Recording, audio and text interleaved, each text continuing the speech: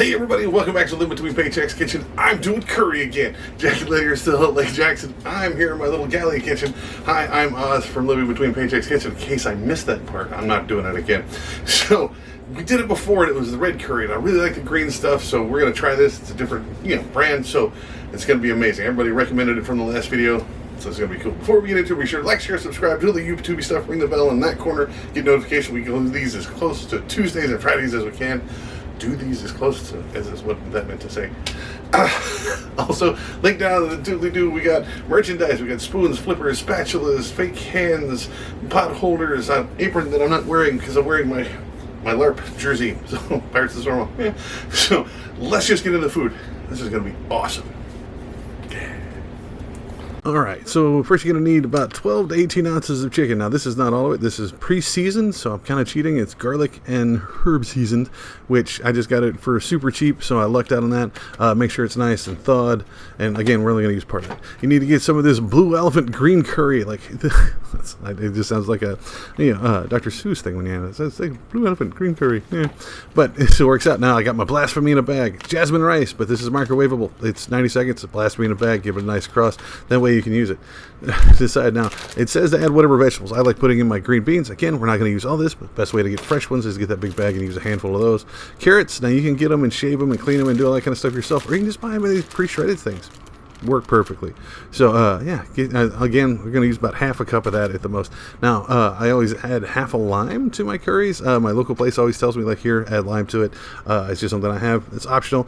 Again, it's Texas, so you can add a little bit of your jalapeno puree, this jalapeno paste to it, but it's curry. It's spicy enough, and remember, this kind of curry is not the same as your Jamaican curry. Like, it's a different thing. So just keep that in mind. Don't be putting that in there. If you have to put something spicier in it, get you your gochujang or just some sriracha. I got the rattlesnake stuff, Diamondback from HEB, so shameless plug there. Also, I'm listening to the Cinepix Top 100 with Clint Gage over here on YouTube to kind of keep track of everything. So this kind of keeps me from going crazy. Get you a decent sized pot, put your medium high heat, and put a half a cup of water in there. We're going to let that start heating up, and then argue with your foil curry pouch. Again, this is one of those foods that goes down to looks horrible, tastes amazing kind of stuff when you're first starting to cook it. Be sure to squeeze all this out. I'm not going to show you the entire take of me squeezing all this just to annoy Jack. So, never mind my drifting camera. I was not paying attention, but give this a nice stir. Use a wooden spoon. Remember, wooden spoon or ancestors will come get you. Once that's nice and blended and starting to heat up, we're going to let that come to a boil. While we're waiting for that to boil, get you a nice sharp knife. Shout out to Andy. We're going to cut our chicken down to bite-sized pieces. Now, it depends on your mouth as what constitutes bite-sized. I've been telling the Three Musketeers people and any of the Halloween candy people that for years. Like, those are not bite-sized. But just go ahead and cut it down here. Just hack and chop. It doesn't have to be perfect. It doesn't have to be pretty. Just remember, just bring it down, and you want to get about 2 fingers width is perfect. If you have small children, cut it smaller. It's up to you. But if you have small children and you're feeding them curry, that's awesome. Like, I can't argue that. Now, remember to wash your hands. You're dealing with raw chicken. Your green beans, go through and pull out all these stems. Pull a little nubby. Everything's not in focus. Sorry about that. Pull little nubby things off the ends. Get them nice and washed, and just throw them to the side. Right? Just whoop. We'll do them in a minute. Same thing with your carrots. Get you about half a cup or a little handful of those. Just wash those. Get them nice and rinsed. They still taste like dirt. Like, they clean them or whatever, but they don't clean them good enough. So, put those in a bowl off to the side, nice and clean. Now, your green beans, now you can leave them long. If they're fresh, you can just break them in half. Again, bite-sized, use a scissor, use a knife, whatever, to get that done. I usually just break them once and call it good. So now this is nice and boiling. Now we're going to put the chicken in by itself, and we're going to put that in for anywhere between 2 and 3 minutes before it's about halfway cooked, all right? So be careful when you're putting it in here. This will splash, and it will burn you. That is boiling water or boiling curry down there. I don't know which one burns you worse. But stick it down in there, put the proverbial meat down in the middle with your wooden spoon. Make sure the meat gets down in there, and it's going to cook. It's going to cook relatively quickly. Now, I did it for 2 minutes, and it was mostly gray, and the pinks were disappearing, so which is what you really want, okay? So, boom. All right, so you can see, like, 2 minutes, not so bad. Again, this is medium high. It's still got the boiling temperature. Ignore the chicken in the background. I just had that extra piece, and I wanted to make it for a chicken sandwich later. So now, after about 3-4 minutes, you'll see that it's almost all the way cooking through your chicken. You get decent, like thickness to it. Like, it's solid. It's not super squishy.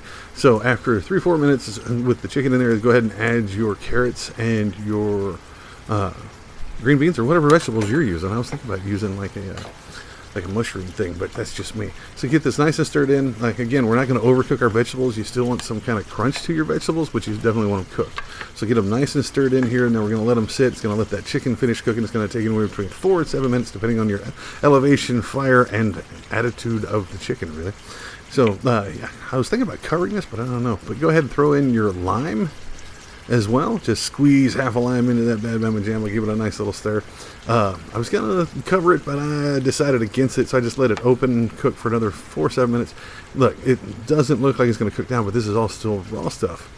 Give it some little time in the water, and it's or the warm curry in water, and it'll cook down to where it's boom. See, look at this. You think there wasn't enough of it? Now there is. Ha-ha. Again, I don't like my curry super like watery where it's swimming. See, there it is. It's the resistance of the chicken lets you know that it's cooked. You can also get the thermometer out and see, make sure it's the 165, but it's definitely up to you.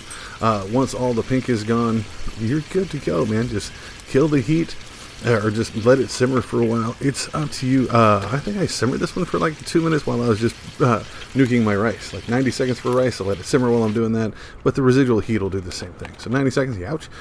Dress it, put the rice on the bottom, kill the heat. You don't even have to let it rest. The rice is a good insulator from the bottom of your bowl. So just throw that in there, and boom, there you go. Why does that picture look so distorted? Sorry. But yeah, that's how I did it. I did it, you know, not all the way by the recipe on the back of the package, but add my own stuff to it. If you do it differently, you got to let me know. This was well under our budget. The chicken was the closest thing, but we only used half of it, and I got it on sale for half price anyway. So, that worked out really well. Now, it's great for meal prep. This will hold up for 3 to 4 days. Make sure it's sealed in a refrigerator because it does have chicken in it. So be sure to clean everything, clean your work area, your kitchen, everything, because you had raw chicken out and don't want to risk getting sick, especially nowadays, okay?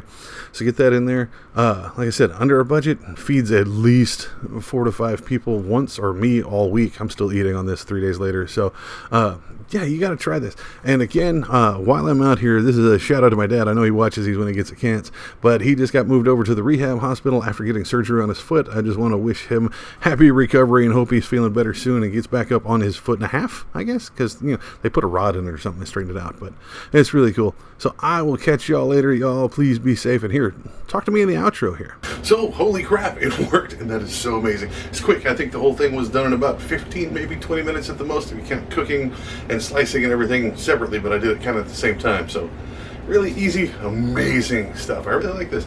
Now, I had to catch the chicken on sale because it's really hard to get that pre-seasoned stuff at the H-E-B, but if you shop late, usually you can get it for really cheap. So just something to think on. If you do it differently, you want to see me do it differently, let me know. Put it down in the comments, man. That's what they're there for. I'd love to revisit this. I'd love to be able to make it from scratch, but again, we're trying to keep it under 10, and every time I try to resource the spices and stuff, it's just way too much for us. So yeah, let me know. You can also find me on social media. Let me know over there on Facebook, Pinterest, Patreon, where all those Live Between Paychecks Kitchen. I'm also on Instagram, Live Between. Over there, had to shorten it for whatever reason. Me, Oswey Nerdy, I'm on all those, including Twitter. Not calling it whatever for now. And only over there for like action figure news. So, yeah. And then I'm over on TikToks too, and I'm about to go record some of those while this is cooling down and not burning my face off. So I'll see y'all next time. Y'all please be safe. Enjoy the food. Let me know if you want to change it, or actually if I'm doing it wrong, or how horrible a person I am. And I'll see y'all next time.